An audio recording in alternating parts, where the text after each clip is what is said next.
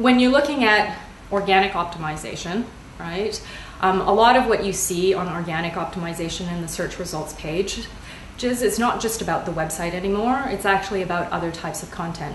So content that consumers are actually talking about in forums and discussion boards, the videos that are out there, as well as images and reviews. So just by looking at a search results page, it's more than just about the website now. It's actually about everything else around it, and it's very much the social aspect of it, and actually learning how to manage the social things so that when people search, they're actually finding what they want and knowing what's out there, so that when they search, when it's not on your website, they also find it.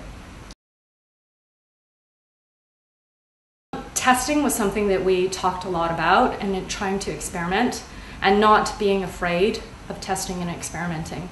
The mediums themselves are not very old, right? So a lot of things that you do now, I mean, some of it is really, really virgin territory.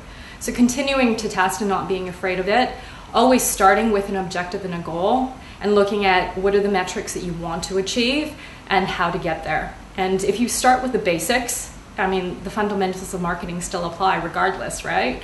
So if you start with the basics and you apply those to the testing and the experimentation you're doing, you're going to get there further and faster and be on top of the curve. What works generally is when we listen to our consumers.